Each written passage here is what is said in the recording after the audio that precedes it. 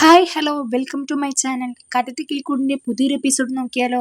അപ്പോൾ ആരെങ്കിലും ആദ്യമായിട്ടാണ് എൻ്റെ ചാനൽ കാണുന്നതെങ്കിൽ ഒന്ന് സബ്സ്ക്രൈബ് ചെയ്ത് സപ്പോർട്ട് ചെയ്യാൻ മറക്കരുതേ. അങ്ങനെ നമ്മളെ സുധീഷും നിധിയും കൂടി കോടതിയിലേക്ക് പോകാനുള്ള തയ്യാറെടുപ്പാണ് കേട്ടോ. അങ്ങനെ നികേഷ് നിധിയെ വിളിക്കുന്നുണ്ട്. അടുത്ത് വേഗം റെഡിയായി വന്നു എന്ന് ചോദിക്കുമ്പോൾ, ഇല്ലടാ ഞാൻ ഇന്ന് വൈകിയേ ഓഫീസിലേക്ക് പോകുന്നുള്ളൂ, എനിക്കിന്ന് കോടതിയിൽ പോകാനുണ്ടെന്ന് പറഞ്ഞ് നിൽക്കുക കേട്ടോ. അങ്ങനെ നമ്മൾ നികേഷ് ഹരീഷിൻ്റെ കൂടെ രാവിലെ പോവുകയാണ് ചെയ്യുന്നത്. നമ്മളെ സുധീഷാണെങ്കിൽ ഭയങ്കര സങ്കടത്തിൽ ഇങ്ങനെ സോഫയിൽ ഇരിക്കുന്നുണ്ട് കേട്ടോ. കാരണം കോടതിയിലേക്ക് പോകുന്നതിൻ്റെ തൊട്ട് മുൻപുള്ള ഒരു സീനാണ്. അപ്പോൾ ഭയങ്കര ടെൻഷനിലാണ് ഇരിക്കുന്നത്. പക്ഷെ നിധിയുടെ മുഖത്താണെങ്കിൽ അങ്ങനെ യാതൊരുവിധ ടെൻഷനോ ഒന്നും കാണാനില്ല കേട്ടോ. എന്നാൽ സുധീഷ നമുക്ക് പോവില്ലേ എന്ന് ചോദിക്കുമ്പോൾ, എന്നാൽ ഞാനൊന്ന് മുഖം കഴുകി വരാമെന്ന് പറയുന്നുണ്ട്. കാരണം ആളുടെ കണ്ണൊക്കെ ഒന്ന് കലങ്ങിയിട്ടുണ്ടായിരുന്നു. അങ്ങനെ ആൾ മുഖം കഴുകാൻ പോയി. ആ സമയത്താണ് സുഭാഷ് ചേട്ടനോട് പോവുകയാണെന്ന് യാത്ര ചോദിക്കുന്നുണ്ട് നിധി. ആ സമയത്ത് സുഭാഷ് ചേട്ടനെ കൊണ്ട് കഴിയുന്ന പോലെ ഒന്ന് ചെറുതായിട്ട് ഉപദേശിക്കുന്നുണ്ട് കേട്ടോ. നിങ്ങൾ രണ്ടുപേരും ഒരുമിച്ച് ജീവിക്കുന്നത് കാണാൻ ഞാൻ ഒരുപാട് ആഗ്രഹിക്കുന്നുണ്ട്.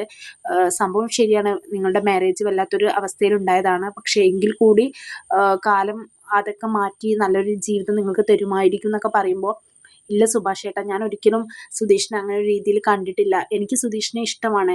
പക്ഷെ അത് നിങ്ങളോടൊക്കെ ഉണ്ടായിരുന്ന അതേ ഒരു ഇഷ്ടം തന്നെ ഉള്ളൂ. അതിൻ്റെ അപ്പുറത്തേക്കൊന്നും എനിക്ക് തോന്നിയിട്ടില്ല. സുധീഷിന് തിരിച്ചും അങ്ങനെ തന്നെയാണ്. ഞങ്ങൾ ഇതേക്കുറിച്ച് സംസാരിച്ചതാണ്. അപ്പം ഞാൻ കാരണം സുധീഷിൻ്റെ ജീവിതം കൂടി ബുദ്ധിമുട്ടായതാണ്. അത് വേണ്ട, അതുകൊണ്ട് ഡിവോഴ്സ് ആയേ പറ്റുള്ളൂ എന്നാട്ടോ പറയുന്നത്. ഇതൊക്കെ നമ്മളെ സുധീഷ് ബാക്കിൽ നിന്ന് കേൾക്കുന്നുണ്ട്. ആൾ ആ സമയത്ത് കരയാട്ടോ ചെയ്യുന്നത്. കാരണം നിധിക്ക് ഇപ്പോഴും മനസ്സിലായിട്ടില്ല സുധീഷിൻ്റെ മനസ്സിൽ ഇത്രത്തോളം സ്നേഹമുണ്ടെന്നുള്ള കാര്യം ആൾക്ക് ഇതുവരെ മനസ്സിലായിട്ടില്ല.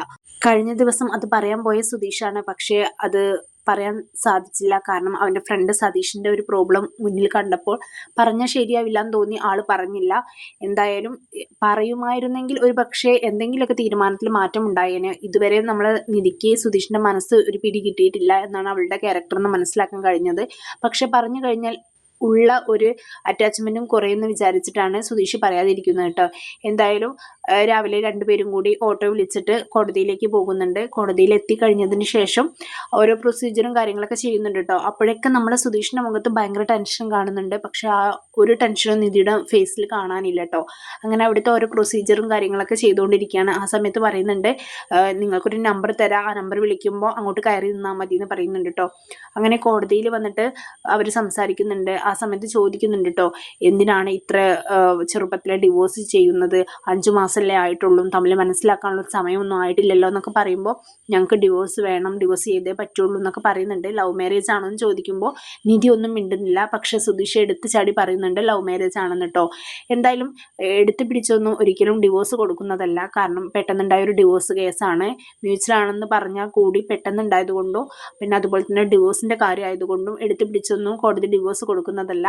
അതിന് മുന്നോടിയായിട്ട് ഒരു കൗൺസിലിങ്ങിനാട്ടോ അവരെ വിടുന്നത്. അന്നേരം നിധിക്ക് വീണ്ടും ടെൻഷനായി. ഇനിയും കൗൺസിലിങ് അതുകൊണ്ടൊന്നും കാര്യമില്ല, എന്തായാലും ആൾക്ക് കടുത്ത തീരുമാനം തന്നെയാണല്ലോ, പിന്നെ ഒരു കൗൺസിലിങ്ങിൻ്റെ ആവശ്യമില്ല എന്നാണ് വിചാരിക്കുന്നത്. എന്തായാലും അവർ സമീപിച്ച വക്കീല് നിധിയുടെ അടുത്ത് പറയുന്നുണ്ട് കേട്ടോ, പേടിക്കൊന്നും വേണ്ട, കടുത്ത തീരുമാനമാണെന്ന് പറഞ്ഞാൽ മതി. പിന്നെ ഇതൊക്കെ ഒരു ഫോർമാലിറ്റിയാണ്, അവിടെ പോയിട്ട് ഡിവോഴ്സ് വേണമെന്ന് ഉറപ്പിച്ച് പറഞ്ഞാൽ മതി. കാരണം പറയുന്നതും പറയാതിരിക്കുന്നതും നിങ്ങളുടെ ഇഷ്ടമാണെന്ന് പറയുന്നുണ്ട് കേട്ടോ. എന്തായാലും രണ്ടുപേരും കൗൺസിലിങ്ങിന് പോകുന്നുണ്ട്. ആ സമയത്തും സുധീഷിൻ്റെ മുഖം ഭയങ്കര ഡള്ളാണ്. പക്ഷെ നിധിയുടെ മുഖത്ത് അങ്ങനെ ഒരു പ്രശ്നങ്ങളോ യാതൊരുവിധ കാര്യങ്ങളോ കാണുന്നില്ല കേട്ടോ. കൗൺസിലിങ്ങിന് പോയാൽ സ്വാഭാവികമായിട്ടും അവർ നമ്മളെ മനസ്സ് മാറ്റാൻ ശ്രമിക്കുമല്ലോ. ആ സമയത്ത് അവർ ചോദിക്കുന്നുണ്ട്, എത്രയായി കല്യാണം കഴിഞ്ഞിട്ട്, എന്താണ് ജോലി എന്നൊക്കെ ചോദിക്കുന്നുണ്ട്. ജോലി പറയുന്നുണ്ട്, ഞാനൊരു ആർക്കിടെക്റ്റാണ്, സുധീഷ് ഒരു ഡ്രൈവറാണെന്നൊക്കെ പറയുന്നുണ്ട് കേട്ടോ.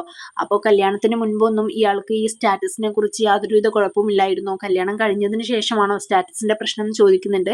അന്നേരം നിധി പറയുന്നുണ്ട്, അയ്യോ എനിക്ക് അതൊന്നുമല്ല പ്രശ്നം, സ്റ്റാറ്റസ് ഒന്നും എനിക്ക് വിഷയമല്ല, പക്ഷെ ഞങ്ങൾ അങ്ങോട്ട് സെറ്റായി പോകുന്നില്ല എന്ന്. 5 മാസം എങ്ങനെ ഒരാൾ സെറ്റാവുന്നൊന്നും നമുക്ക് പറയാൻ പറ്റില്ല. ഒരു ജോലിയിൽ നമ്മൾ പ്രവേശിച്ചാൽ തന്നെ 6 മാസം എടുക്കില്ലേ നമുക്ക് ഒന്ന് ആ ജോലിയുമായിട്ട് പൊരുത്തപ്പെട്ട് വരാൻ? പിന്നെയാണോ ജീവിതം? ഒരു 2 വർഷമെങ്കിലും മിനിമം എടുക്കും ഒരാളുടെ മനസ്സും അതുപോലെ തന്നെ അവരുടെ ചുറ്റുപാടും ഒക്കെ നമുക്ക് സെറ്റായി കിട്ടാൻ. 2 വ്യത്യസ്ത സംസ്കാരങ്ങളിൽ നിന്ന് വരുന്ന ആളുകളല്ല. അപ്പോൾ എന്തായാലും സെറ്റാവാൻ കുറച്ച് സമയമെടുക്കും. അതിന് നിങ്ങളൊന്ന് കാത്തിരിക്കുകയല്ലേ വേണ്ടെന്നൊക്കെ ചോദിക്കുന്നുണ്ട്. പക്ഷെ അന്നേരം നിധി പറയുന്നത്, ഇതൊരിക്കലും സെറ്റാവില്ല, എത്ര കാലം വെയിറ്റ് ചെയ്താലും ഇത് ഇങ്ങനെ തന്നെ ആവുള്ളൂ, ഞങ്ങൾ മ്യൂച്വലായിട്ട് അതുകൊണ്ടാണ് ഇങ്ങനെ ഒരു തീരുമാനം എടുത്തതെന്നൊക്കെ പറയുന്നുണ്ട് കേട്ടോ. അങ്ങനെ സുധീഷിനെ പുറത്താക്കുന്നുണ്ട്. നിധിയുമായിട്ട് സംസാരിക്കുന്നുണ്ട്. അന്നേരം നിധി പറയുന്നുണ്ട്, എനിക്ക് അങ്ങനെ ഒളിച്ച കാര്യങ്ങളൊന്നും ഇല്ല, ഇത് തന്നെയാണ് എൻ്റെ അവസ്ഥ, എനിക്ക് ഇത് സെറ്റായി പോകുന്നില്ല എന്നൊക്കെയാണ് പറയുന്നത്. പിന്നെ പേഴ്സണലായിട്ട് സുധീഷിനെ വിളിച്ച് സംസാരിക്കുന്നുണ്ട്. ആ സമയത്താണ് കൗൺസിലർക്ക് കാര്യം മനസ്സിലാവുന്നത് കേട്ടോ. അന്നേരം നമ്മളെ സുധീഷ് പറയുന്നുണ്ട്, ഇത് എൻ്റെ ഒരു തീരുമാനമല്ല, എനിക്ക് അവളുടെ കൂടെ ജീവിക്കാൻ യാതൊരുവിധ ബുദ്ധിമുട്ടോ താല്പര്യക്കുറവോ ഇല്ല, നിധിയുടെ കടുത്ത തീരുമാനത്തിലാണ് ഞാനും ഇങ്ങനെ പറഞ്ഞത്. പിന്നെ അവൾ എന്ത് ചോദിച്ചാലും ഞാൻ ഇതുവരെ കൊടുത്തിട്ടുള്ളൂ, അപ്പം എനിക്ക് ഡിവോഴ്സ് ചോദിച്ചപ്പോഴും കൊടുക്കേണ്ടി വന്നു എന്ന് പറയുമ്പോൾ കൗൺസിലർ ചോദിക്കുന്നുണ്ട് കേട്ടോ, അയ്യോ ഇത് ചോദിച്ചതൊക്കെ വാങ്ങിക്കൊടുക്കാൻ ഇത് കളിപ്പാട്ടം ഒന്നുമല്ലല്ലോ, ഇത് ജീവിതമല്ലേ, രണ്ടുപേർക്കും കൂടി പറഞ്ഞ് മനസ്സിലാക്കി ജീവിച്ചൂടെ എന്നൊക്കെ പറയുന്നുണ്ട്. അതൊന്നും ഒരിക്കലും ശരിയാവില്ല, ഞാൻ ഒരുപാട് തവണ പറഞ്ഞു നോക്കിയത്, അവൾക്ക് ഡിവോഴ്സ് വേണമെന്ന് തന്നെയാണ് പറയുന്നതെന്ന് പറയുന്നുണ്ട് കേട്ടോ.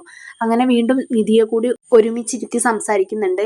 പക്ഷെ ആ സമയത്ത് പോലും കൗൺസിലർ പറയുന്നില്ല കേട്ടോ, സുധീഷ് എൻ്റെ അടുത്ത് ഇങ്ങനെയാണ് പറഞ്ഞത്, ഇയാൾക്ക് കൂടെ ജീവിക്കാൻ ഇഷ്ടമാണ്, നിധിയുടെ പ്രശ്നം കൊണ്ടാണെന്നൊന്നും സുധീഷ് പറഞ്ഞെന്ന് പോലും ആ കൗൺസിലർ നിധിയുടെ അടുത്ത് പറയുന്നില്ല കേട്ടോ. കോമൺ ആയിട്ടാണ് സംസാരിക്കുന്നത്. നിങ്ങൾക്ക് പറഞ്ഞ് ശരിയാക്കി കൂടെ, ഇത് ജീവിതമാണ്, പിന്നെ ഈ ഡിവോഴ്സ് ഒക്കെ കഴിഞ്ഞാൽ ലൈഫ് റെഡി ആവുമെന്ന് വിചാരിക്കുന്നതും വളരെ തെറ്റാണ്, പിന്നീടാണ് ജീവിതത്തിൽ ഇഷ്യൂസ് വരുന്നത്, എവിടെയും നിങ്ങൾ ഡിവോഴ്സ് ചെയ്ത ആളുകളിൽ നിന്നാണ് കൺസിഡർ ചെയ്യുള്ളൂ എന്നൊക്കെ കൗൺസിലർ ഭയങ്കരമായിട്ട് പറയുന്നുണ്ടെങ്കിലും നിധി അതിൽ നിന്ന് ഒരു അക്ഷരം തെറ്റുന്നില്ല കേട്ടോ. അവൾ പറയുന്നത്, ഇതെനിക്ക് കടുത്ത തീരുമാനമാണ്, എനിക്കിതിൽ യാതൊരുവിധ മാറ്റവും ഇല്ല എന്നാണ് പറയുന്നത് കേട്ടോ. പിന്നെ സുധീഷിന് മനസ്സിലായി ഇതൊരിക്കലും പറഞ്ഞിട്ട് കാര്യമില്ല എന്ന്. അതുകൊണ്ട് തന്നെ സുധീഷ് കണ്ണുകൊണ്ട് കാണിക്കുന്നുണ്ട് കൗൺസിലറുടെ അടുത്ത്, ഇനി പറഞ്ഞിട്ട് കാര്യമില്ല എന്നുള്ളൊരു ലെവലിൽ കേട്ടോ. എന്തായാലും ഇത് പ്രൊസീഡ് ചെയ്യാതെ വേറെ വഴിയില്ല, കാരണം അവൾക്കൊരിക്കലും ഇത് അക്സെപ്റ്റ് ചെയ്യാൻ പറ്റില്ല എന്നാണ് ആൾ പറയുന്നത്. ഇനി എത്ര കാലം എടുത്താലും ഇതിങ്ങനെ തന്നെ ആയിരിക്കുന്നത്. പക്ഷേ കൗൺസിലർക്കൊന്ന് പറഞ്ഞിരുന്നെങ്കിൽ, സുധീഷിന് തന്നോട് ഇഷ്ടമുണ്ട്, ഒരുമിച്ച് ജീവിക്കാൻ താല്പര്യമുണ്ടെന്ന് ആൾ എൻ്റെ അടുത്ത് പേഴ്സണലായി പറഞ്ഞിട്ടുണ്ടെന്ന് പറഞ്ഞിരുന്നെങ്കിൽ ഒരു പക്ഷേ ഈ തീരുമാനത്തിൽ ചെറിയൊരു വ്യത്യാസം ഉണ്ടാവുമായിരുന്നു. ഡിവോഴ്സ് ചെയ്യേണ്ടെന്ന് ഒരിക്കലും കൗൺസിലർ പറഞ്ഞിട്ടില്ല, നിങ്ങൾ ഒന്നും കൂടി ആലോചിച്ചിട്ട് ചെയ്യുന്നതായിരിക്കും ബുദ്ധി എന്നാണ് കേട്ടോ പറയുന്നത്. പക്ഷേ കാര്യമില്ല, നിധിക്ക് ഇത് കടുത്ത തീരുമാനമാണ്, ഇതിൽ യാതൊരുവിധ മാറ്റവും ഇല്ല എന്നാട്ടോ അറിയിക്കുന്നത്. എന്തായാലും നമുക്ക് വെയിറ്റ് ചെയ്ത് നോക്കാം ഇവരുടെ ഡിവോഴ്സ് നടക്കുകയില്ല എന്നൊക്കെ. എന്തായാലും ഇഷ്ടമുള്ളതൊക്കെ വാങ്ങിക്കൊടുക്കുന്ന നിധിക്ക് സുധീഷിൻ്റെ അടുത്തുനിന്ന് ഇങ്ങനെ ഒരു സംഭവം കൂടി കൊടുക്കേണ്ടി വന്നു. അതായത് ഡിവോഴ്സ് അവൾ ചോദിക്കുന്നതൊക്കെ എടുത്തു കൊടുക്കുന്ന ഒരാളാണല്ലോ സുധീഷ്. അപ്പൊ ഈ ഒരു സംഭവം കൂടി കൊടുക്കാതിരിക്കേണ്ട എന്ന് ആള് വിചാരിച്ചു.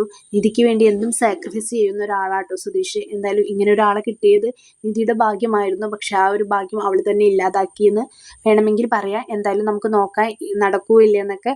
അപ്പോൾ ആരെങ്കിലും എൻ്റെ ചാനൽ സബ്സ്ക്രൈബ് ചെയ്യാതെയാണ് കാണുന്നതെങ്കിൽ ഒന്ന് സബ്സ്ക്രൈബ് ചെയ്ത് സപ്പോർട്ട് ചെയ്യാൻ മറക്കരുത്. ഇതുപോലുള്ള റിവ്യൂസിനായിട്ട് ഈ ചാനൽ ഒന്ന് ഫോളോ ചെയ്യുക. ബൈ.